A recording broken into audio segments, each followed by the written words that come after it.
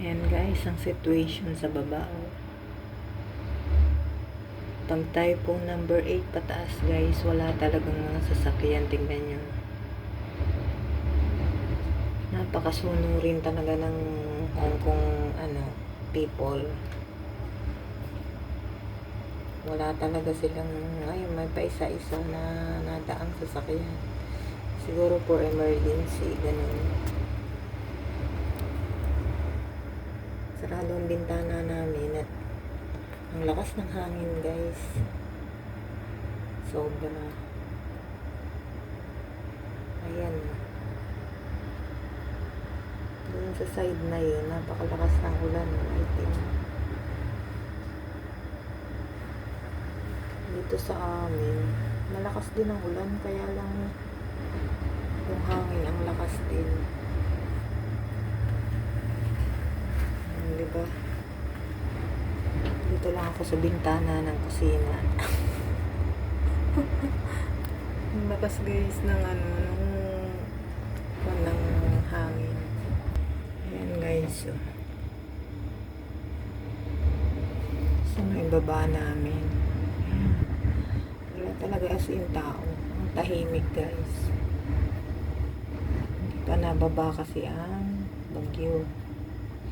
Typhoon 8 pataas. Naririnig niya yung ito ng hangin. Ang lakas.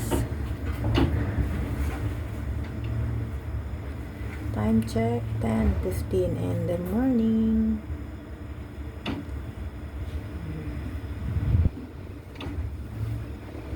Mayroon pa isa-isang sasakyan na lumalabas. Siguro emergency, ganun. Pero kung hindi lang din emergency, talagang hindi pwedeng lumabas. Napakadelikado guys. Ayan. Hindi makakita yan. Grabe yung lakas ng hangin. Punta ako ng terrace. Punta ako terrace, tipin ko. Ayan guys, puro naka-X ang mga bintana namin. Ayan yung pananghangin. May nag-iisa-isa kong halaman din sa labas.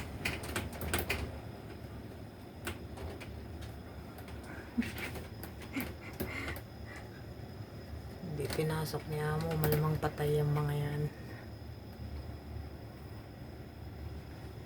Tingnan nyo. Hindi pwedeng buksan ng bintana guys, kasi naka-X pa yan, diba? Tingnan nyo ng hangin.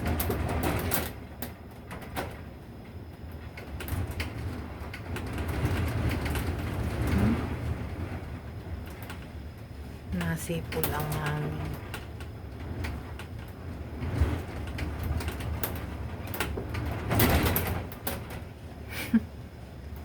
Nadamundong guys.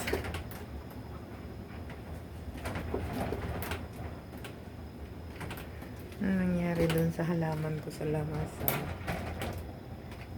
Hindi pinasok ni Amo. Hinayaan niya siya dyan sa labas. Wala ka dyan masira. Ayan. Ito sa kusina, kita yung labas, tahimik. Sa terrace namin maingay. Ayan.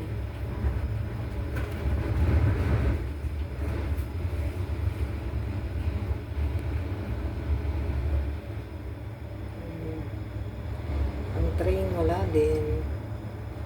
Minsan may babang yun. May mga taxi na na biyahe din. Siguro for emergency mga yan. Pero ang bus talagang wala eh. Minibus pa. Mga mobile car yan guys pala yung mga nandyan. Yung mga nalakad na yan. Yung for emergency ba? May pangailangan.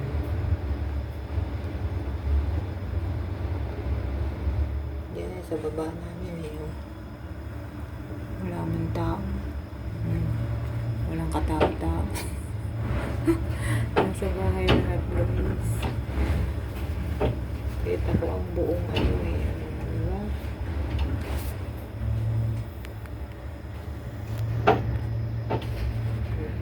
Ewan ko kung naririnig niyo yung ano, lakas ng hangin. Sobra.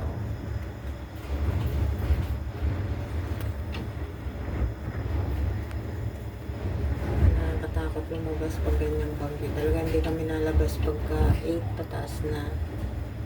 Stay at home na guys. Para safe. Kalahin nyo, ayan. Kami malapit sa dagat. Kaya yung buwan ng hangin, grabe.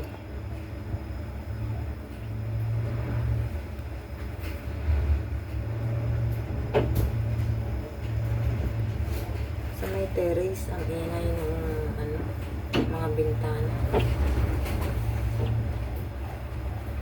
Dito sa kusina, tahimik.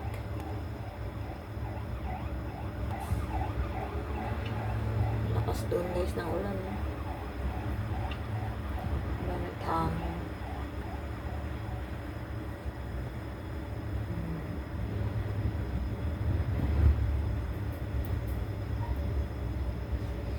Parang ang tahimik kung ano, pero pag nandito kayo sa lugar ko, dumadagundong ang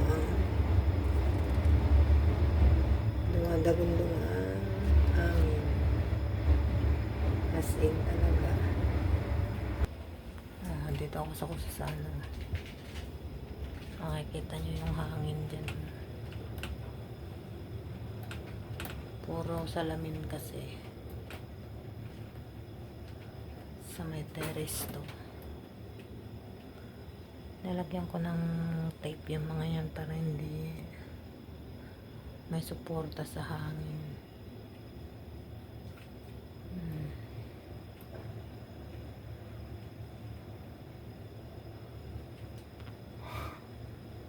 Tumahimik. Ito guys sa kusina. Tahimik naman dito. Pero yung ungol ng hangin. Lakas talaga as in yun.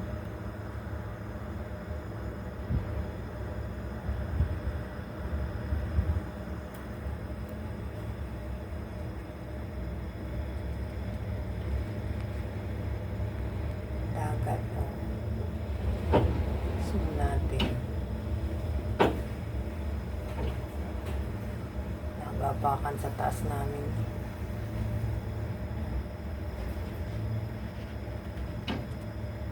Lakas kayo ng hangin. Oh. Hindi lang siya makuhanan ng ano. Ayan. As in, yung ulan talagang nasipol siya.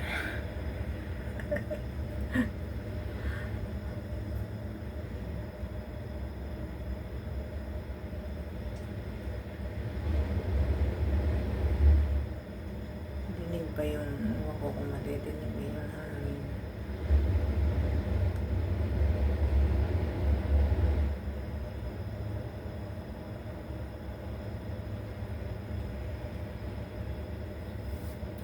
Habang nagpe-prepare ako ng aming tanghalian, gawa muna tayo ng pang-premiere.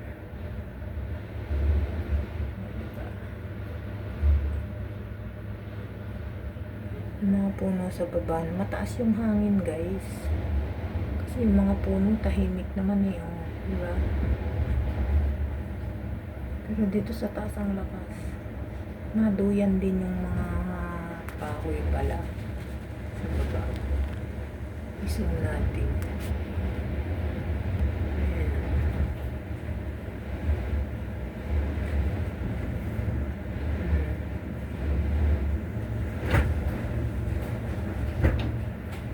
Nagapakan guys. Diba?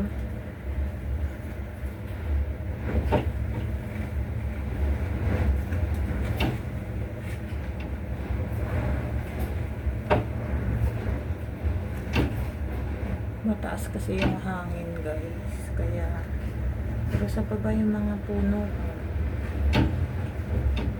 Parang kon lang siya, normal.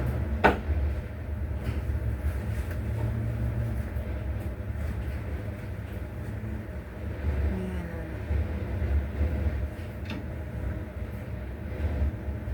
Banayat din ang ano, ang dagat. Ayan. Inis dagat yan.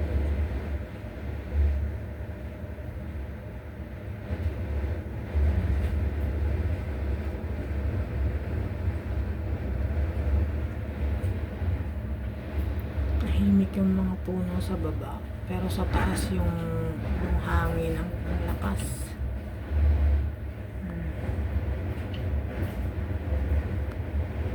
Talagang pagbaba ng signal number 3 guys, yung mga tao dyan, bababa na rin yung mga yan. May papasok pa nga dyan. Mga mobile car yung mga nakikita nyong dumadaan doon sa Skyway.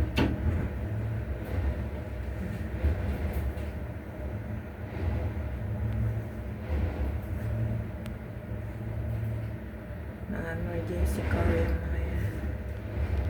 Ayun, tumigil doon. Malakas kasi yung hangin talaga. Oh. Grabe yung hangin guys.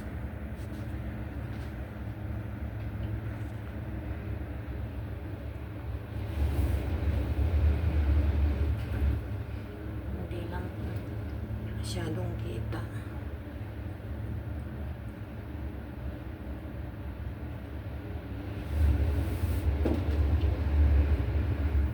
Malakas-lakas din yung hangin doon sa baba ng post natin. Oh.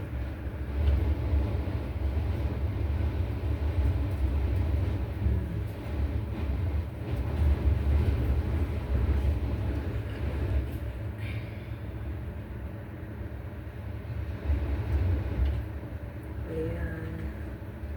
Guys, kita nyo yung ano, yung hangin, at saka yung tubig, ayan. Kita pala pag nakazoom siya.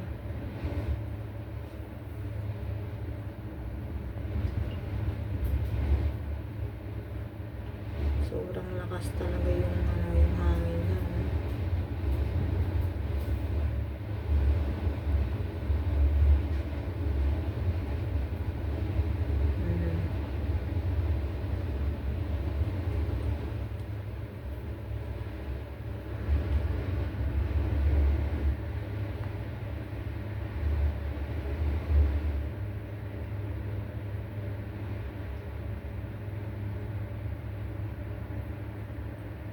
Ayan guys, thank you so much for watching. And bye.